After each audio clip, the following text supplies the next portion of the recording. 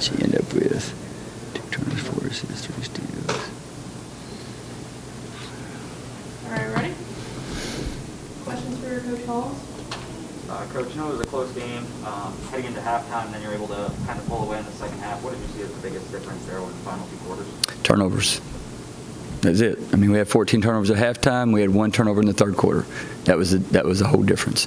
Late in the game, the fourth quarter, it became more of a rebounding issue. We've got to do a much better job of making sure that when that ball goes up, that we don't give. There were multiple times they got multiple second chances, and they ended up with 16 second chance points of their they had 65 points, and then we had 11. So we're not getting that, and we're giving too much of that up. Coach, touching off of that, Nero and Alexis both said at halftime that was what you focused on, talking about the turnovers. But specifically, in the third quarter where you guys cleaned things up, what were some schemes or things that you drew up that made sure that you guys didn't have those turnovers in the second half? Yeah, it was real complicated. Be strong with the ball.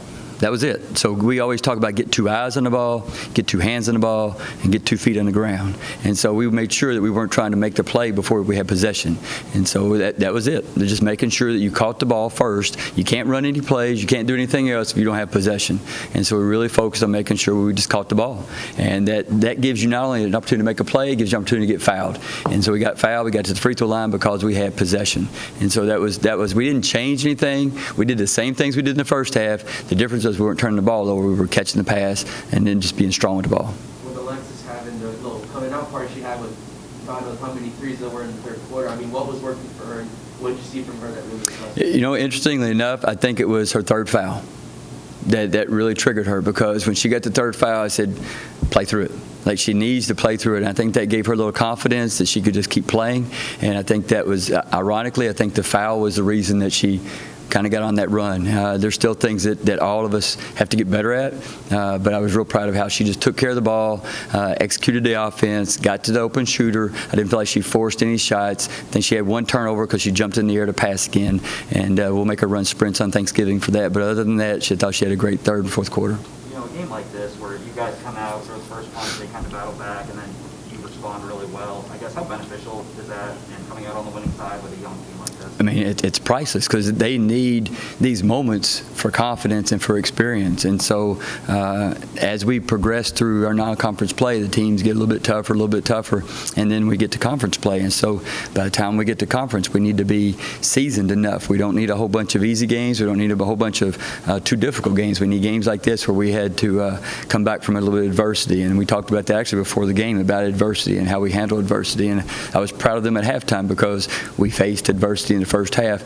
Some of it credit to Indiana State that makes some plays. A lot of it was our own doing, being soft with the ball, making crazy passes, and not being strong on the board. So I was proud in the second half how we kind of did a lot better job with that.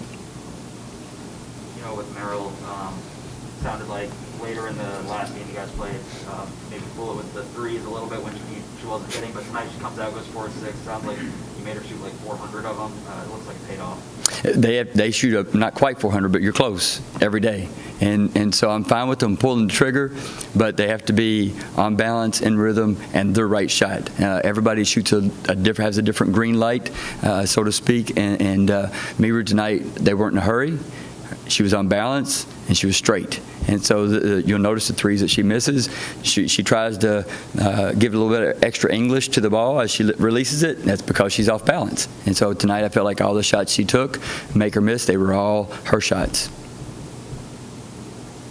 Anything else? Favorite Thanksgiving food, what would it be? Smoked turkey. That's what we got tomorrow. We got smoked turkey from Ryan's Fatted Calf, smoked by Cotton Barbecue, and man, I can't wait. We're going to tear it up right after Lexi runs those sprints. Thanks, Coach.